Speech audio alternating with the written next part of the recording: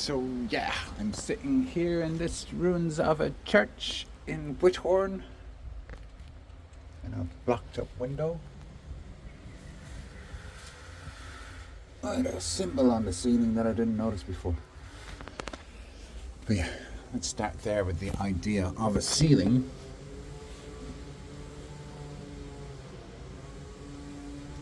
So, the roof and ceiling are missing from this building. Just as a matter of coincidence, kind of thing. But, when I was looking into a lot of stuff about silver and gold and the markets and how you can go online with a little app and you can tune in what's going on in the markets and whether the price is going to go up or go down in any given moment, and it's all like a casino thing. The phrases that they use there is a ceiling is the highest the price have gone and a floor is the lowest the price has gone. More so the floor is the accepted base level. So the floor of the price of silver went from like 15 quid an ounce to 125 quid an ounce over the space of 20 years. So that 125 quid back in January became the new ceiling because it was way higher than the price had ever been before. Kind of thing, but around about 50, 60, 70 pound an ounce became the new floor.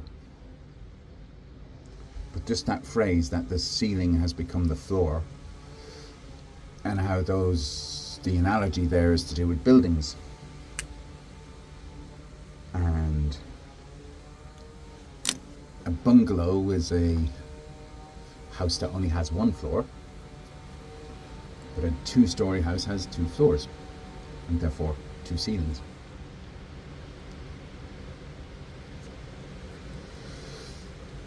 Which is along the idea that you can build a story on top of another story and build another story on top of that and another story on top of that. And in a way that becomes a linear narrative because it's fixed in place. Kind of thing.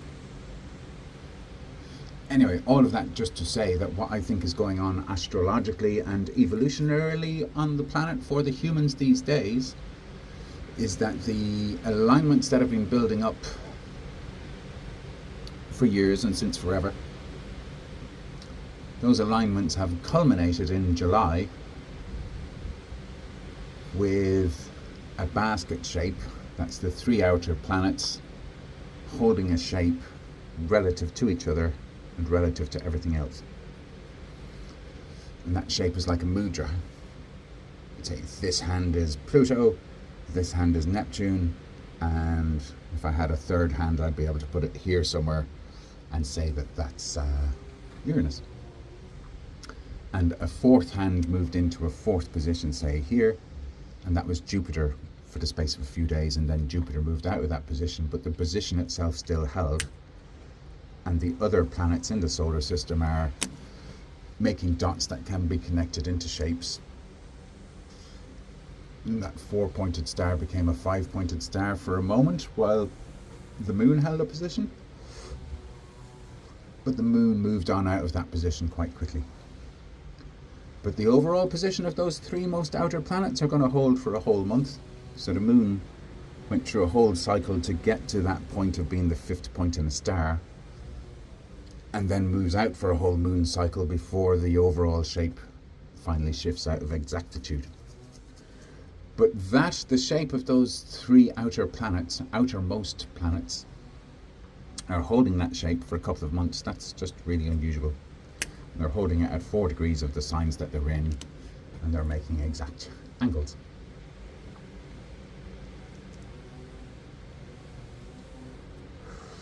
What I'm saying is that as we were coming towards that point was like a ceiling that we were climbing up to, or a plateau on a mountain that we were climbing up to.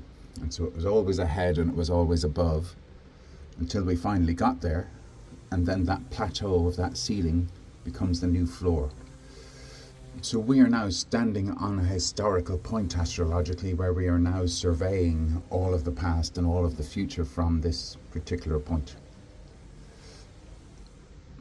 And I am recognizing that what's happening is that those three outer planets each have a tone, a vibrational frequency, which they emit. And the sound of that tone can be heard from the Earth. And even though we're not conscious of that sound, because it's a much lower frequency than we generally tend to hear, even though it's a lower frequency than our conscious mind is aware of, nonetheless, the subconscious, unconscious mind is receiving that information. And those three planets, those three notes are making a higher octave sound, which is utterly transcendent of anything that was in our past. And it's created a standing wave that is collapsing all the past from memory, which is allowing a whole new world to be imagined. And that whole new world is growing from this base note. So this has become the grounding for everything that these stories from now on are going to be built on. So in the outside world, the things that we're building up to this on a world level are the AI finally becoming capable of conversational speech that is equivalent and maybe even better than what most humans can speak. And its ability to process all of that past information and pick out bits that are pertinent and put them into sentences and communicate with individual humans or the collective of human scientific knowledge. That's all quite new. The war in the Strait of Hormuz is also utterly symbolic, and that war kicked off during the high intensity of clustered planets in Aries that was going on back in April.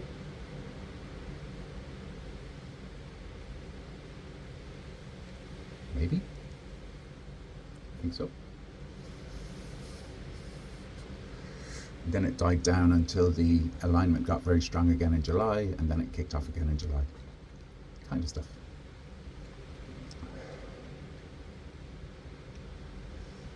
So then the other thing that's going on with my mind is aware now that the front of the mind is continually creating models of the future. And based on those models of the future, we make our decisions of what will I do now in order to bring about that future or to avoid that future from happening. So the front of the mind is continually making simulations of the future, therefore we are living in our own self-evolved subconscious simulation of the world, therefore we are all living in a simulation which is projected on top of the actual physical planet. So the physical planet is a real thing, but what we're projecting onto reality is a construct of a simulation. And the front of the mind is picking information from the back of the mind in order to use those bits of information to construct a future model. Just that much. There you go. Bye bye.